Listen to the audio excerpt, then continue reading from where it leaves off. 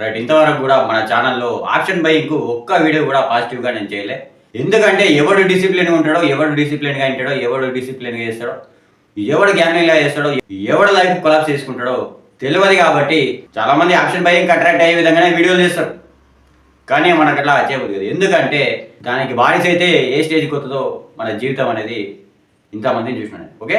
అందుకే నేను ఒక్క వీడియో కూడా పాజిటివ్‌గా చేయలే. కేవలం సేఫ్‌గా ఏ విధంగా చేయనో దానికి సంబంధించిన వీడియోలు చేసిన. రైట్. అయితే కొంతమంది మన సబ్స్క్రైబర్లు అడిగారు, అన్న కొన్ని ఆప్షన్ బయింగ్ టిప్స్ చెప్పు అని చెప్పారు. ఓకే. ఈ వీడియోలో టాప్ 5 ఆప్షన్ బయింగ్ టిప్స్ చెప్పబోతున్నా. ఓకే. అవి మీరు కరెక్ట్గా వాడుకుంటే అది నిజమా కాదా అని చెప్పి ఆలోచించి కరెక్ట్గా వాడుకుంటే బెస్ట్గా వర్కౌట్ అవుతుంది. ప్లస్ ఫ్యూచర్లో కూడా మీకు ఆప్షన్ బయింగ్ సంబంధించిన వీడియోలే కావాలనుకుంటే ఒక 10-20 వీడియోల వరకు నేను చేయడానికి రెడీ ఉన్నా. కానీ నాకు మంచి సపోర్ట్ అనేది కావాలి. ఓకే. ఎవరెవరైతే మాకు ఆప్షన్ బయింగ్ స్ట్రాటజీలు కావాలి బ్రదర్, మాకు ఆప్షన్ బైక్ సంబంధించిన వీడియోలు కావాలి, మా దగ్గర తక్కువ అమౌంట్ ఉంది అని చెప్పేసి మీరు అనుకుంటే ఈ వీడియోకు ఎన్ని వ్యూస్ ఉంటే అన్ని లైక్లు వస్తే ఈ ఆప్షన్ బయింగ్ సిరీస్ స్టార్ట్ చేయడానికి ప్రయత్నం చేస్తాం. ఓకే. ఈ రోజుకైతే ఈ టాప్ 5 టిప్స్ అనేది చెప్పుకుందాం.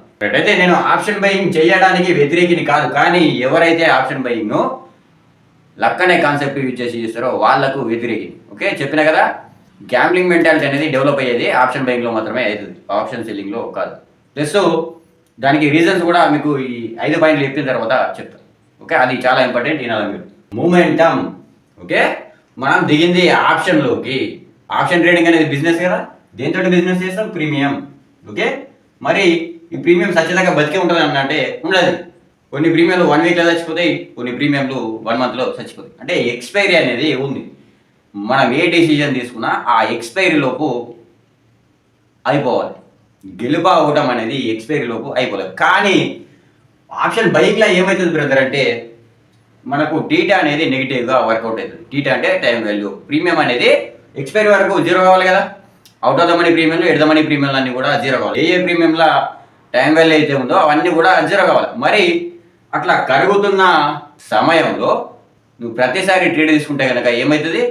సైడ్ వేస్లో ఉన్నప్పుడు నీకు ప్రీమియమ్స్ అనేది రియాక్ట్ అయితే కావు. కాబట్టి మనం ఏం చేయాలంటే కేవలం మూమెంటం అనేది ఎక్కడి నుంచి స్టార్ట్ అవుతుందో అట్లాంటి ఏరియాలలోనే ట్రేడ్ చేయడానికి ప్రయత్నం చేయాలి. ఎగ్జాంపుల్, సో మార్కెట్ సైడ్ వేస్ ఉంది, ఇక్కడ నుంచి ఇటు సైడ్ అయినా, ఇక్కడ నుంచి ఇటు సైడ్ అయినా బ్లాస్ట్ కాబోతుంది, లెవెల్స్ బ్రేక్ కాబోతున్నాయి, రెసిస్టెన్స్ బ్రేక్ కాబోతుంది, సపోర్ట్ బ్రేక్ కాబోతుంది అన్నప్పుడు, లేదా ఒక ప్యాటర్న్ ఫామ్ అయింది అది బ్లాస్ట్ అవ్వబోతుంది అన్నప్పుడు అట్లాంటి ఏరియాలలో ఎంట్రీ అనేది ప్లాన్ చేసుకోవాలి. మూమెంటం ఎక్కడి నుంచి అయితే స్టార్ట్ అవ్వబోతుందో ఆ లెవెల్లో ఎంట్రీ ప్లాన్ చేసుకుంటే మనకు టీటా ఎఫెక్ట్ అనేది తక్కువగా పడుతుంది.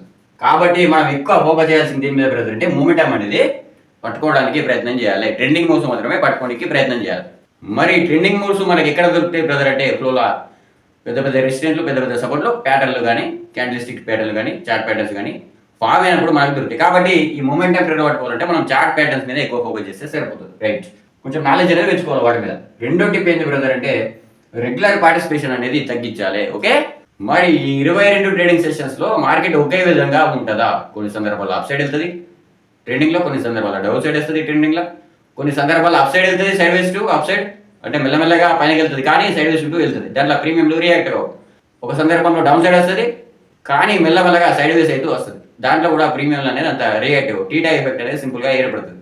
కొన్ని సందర్భాలలో ప్రాపర్గా సైడ్ వేస్ అనేది ఉంటుంది. మార్కెట్ ఓపెన్ అవుతుంది, ఒక 5 మినిట్ క్యాండిల్ పెడుతుంది, లేదా ఒక 15 మినిట్ క్యాండిల్ పెడుతుంది. అదే క్యాండిల్ లో హై రెండు కూడా బ్రేక్ చేయకుండా అదే సైడ్ వేస్లో ఉంటుంది, అదే లెవెల్లో క్లోజ్ చేస్తుంది.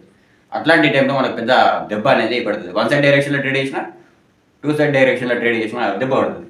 కాబట్టి ఆప్షన్ బయింగ్ ప్రాబబిలిటీ అనేది 33% కాబట్టి ఎంత వీలైతే అంటే నెలలో 22 ట్రేడింగ్ సెషన్లో 2 వంతులు పక్కకు పెట్టేసి మిగిలిన 1 వంతు రోజులలోనే ట్రేడ్ చేయడానికి ప్రయత్నం చేద్దాం. మరి ఆ మిగిలిన 1 వంతు రోజులు ఒకే లైన్లో వస్తాయన్నంటే రావు. మరి అవి ఎప్పుడు గుర్తుపెడతాం? మనం ప్యాటర్న్లు ఫామ్ అయినప్పుడు పట్టుకోవడానికి ట్రై చేయాలా మంచి మంచి ట్రేడ్లు. ఓకే. దానికోసం ఏం చేయాలి? మనం రెగ్యులర్ పార్టిసిపేషన్ అనేది తగ్గించాలి. రెగ్యులర్ పార్టిసిపేషన్ తగ్గిస్తే ఏమవుతుంది? మన ప్యాటర్న్ ఏదైనా ఫామ్ అయినప్పుడే మనం ట్రేడ్ చేయగలుగుతాం. ఏదైనా లెవెల్స్ బ్రేక్ అవుతున్నప్పుడే ట్రేడ్ చేయగలుగుతాం.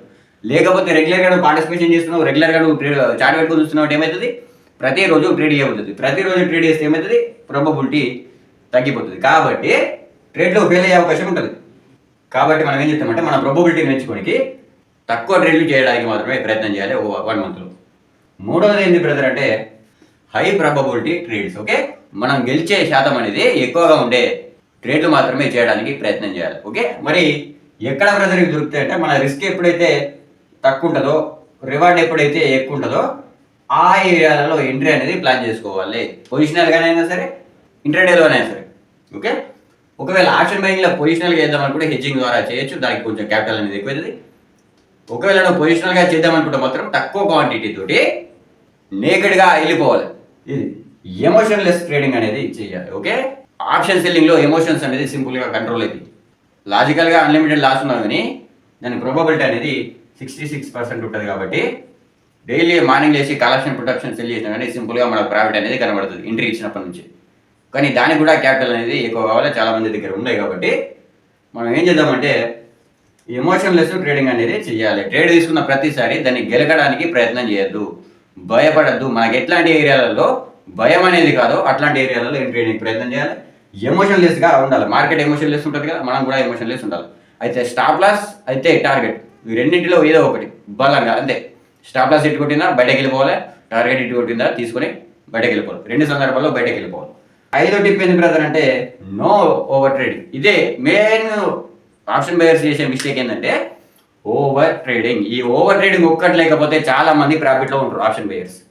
రిటైల్ ట్రేడర్స్ ఈ ఓవర్ ట్రేడింగ్ వల్లనే బ్రోకరేజ్ పెట్టేస్తారు, మొత్తం వాళ్ళు సంపాదించిన అమౌంట్ అంతా లాస్ అయినప్పుడు ఓవర్ ట్రేడింగ్ అయినా బ్రోకరేజ్ వెళ్ళిపోతుంది, లాస్ వెళ్ళిపోతుంది, మళ్ళీ దాని మీద ట్యాక్స్ వెళ్ళిపోతుంది. అంటే ప్రాఫిట్ వచ్చినప్పుడు కూడా లాస్లోకి వెళ్ళిపోతారు, లాస్ వచ్చినప్పుడు కూడా లాస్లోకి వెళ్ళిపోతారు. ఏది దానికి కారణమైంది ఓవర్ ట్రేడింగ్. ఇది ఒక్కటి తగ్గించుకుంటే మనం కొంచెం కనీసం ఒక 2-3 నెలలు 0 లాస్ 0 ప్రాఫిట్ దగ్గర ఉంచిన మన అకౌంట్ను మనం ట్రేడింగ్ చేయడానికి పనికిస్తామని లెక్క. ఓకే, లేకపోతే ఆప్షన్ బయింగ్ చేయడానికి మనం సెట్ కాము, మన మైండ్ అనేది సెట్ కాదు. కాబట్టి ఈ ఒక్క ఓవర్ ట్రేడింగ్ అనేది మనం తగ్గించుకుంటే బెస్ట్. ఓకే, ఈ 5 టిప్స్ కూడా మీరు రెగ్యులర్గా ఫాలో కావాలి. ఫాలో అవుతా అని చెప్పేసి అనుకుంటే కాదు, ఖచ్చితంగా ఫాలో కావడానికి ప్రయత్నం చేయాలి. ఓకే, డిసిప్లిన్ అనేది మెయింటైన్ చేసుకోవాలి. ఇవన్నీ కనుక నువ్వు పాటిస్తే ఆటోమేటిక్గా డిసిప్లిన్ అనేది మెయింటైన్ అవుతుంది. మరి ఇవన్నిట్లకు మనం యూజ్ చేసింది మన సైకాలజీ కాబట్టి ఆ సైకాలజీ స్ట్రాటజీనే మనకు పనికిస్తుంది. ఓకే, స్ట్రాటజీ అనేది మన మైండ్లో ఉంటుంది. ఏ స్ట్రాటజీని ఎప్పుడు యూజ్ చేయనో మనకు తెలియడమే మన ఓన్ స్ట్రాటజీ. చాలా మంది అనుకుంటారు అన్న ఇవి నా దగ్గర ఒక 5,000 రూపాయలు ఉన్నాయి, నేను ఇవి పాటిస్తూ నేను ట్రేడింగ్ చేస్తే డిసిప్లిన్గా అవుతుంది నాతో అని చెప్పేసి అంటారు. కాదు. ఓకే, నువ్వు 5,000 ఉంటే ఏముంది, సపోజ్ ఒక 2-3 రోజులు కంటిన్యూగా స్టాప్ లాస్ ఇటు కొట్టిందని చెప్పేసి అనుకుంటావు. ఏమవుతుంది, ఈ 5,000 ఉంటాయా ఎగిరిపోతాయి అకౌంట్లోకి ఎగిరిపోతే నీ దిమాగ్ చక్కగా ఉంటుందా, ఉండదు. అదే ప్రాబ్లం. చాలా మంది ఏం చెప్తారంటే 2,000 ఉన్న ఉరికిరరి ఆప్షన్ బయింగ్లకు, 3,000 ఉన్న ఉరికిరరి. ఓకే, 1,000 రూపాయలు ఉన్న ఆప్షన్ బయింగ్ చేయొచ్చని చాలా మంది చెప్తారు. దానికి అట్రాక్ట్ అయిపోయి చాలా మంది పోతారు. అది తప్పు. రియాలిటీని తెలుసుకోవాలి. అది రియాలిటీలో మనకు వర్కౌట్ కాదు. ఓకే, దొంగ నా కొడుకులు 10,000 తోటి కోట్లు సంపాదించిన చాలా మంది చెప్తారు. అది లెక్కలు చేసుకునేకే పనికిస్తుంది. ఓకే, ఇట్లా లెక్కలు ఇది ఇంటూ ఇది లెక్కలు చేసుకునేకే పనికిస్తుంది. వాస్తవంలో అది జరగది. ఆప్షన్ బయింగ్లో అయితే ఇంకా కష్టం. అది ప్రొఫెషనల్ ట్రేడర్ అయితే ఏదైనా చేయగలుగుతాడేమో, కానీ బిగినర్కి అయితే చాలా కష్టం. ఎందుకంటే ఆడు అన్నిట్లో బారిన పడతాడు. ఏ మిస్టేక్స్ అయితే చేయనో అవన్నీ మిస్టేక్స్ చేస్తూ ఉంటాడు. కాబట్టి ఆ టైంలో ఈ ప్రాసెస్ అనేది కష్టం. కాబట్టి కనీసం ఒక 50,000 లేకుండా ఆప్షన్ బయింగ్లోకి దిగద్దు. ఓకే, ఖచ్చితంగా నేను చెప్పినా కదా, ఒకటి నా వల్ల ట్రేడింగ్ అవ్వట్లేదు, నాకు చివరి అవకాశం లేదా అనే ఒక thumbnail తోటి వీడియో ఉంటుంది, కావాల్సిన వీడియో చూడండి. ఆ వీడియోలో చెప్పిన ఈ 50,000 తోటి మనం ఏ విధంగా ట్రేడ్ చేయాలి, మనతో అవుతుందా కాదని ఏ విధంగా తెలుసుకోవాలనేది చెప్పిన.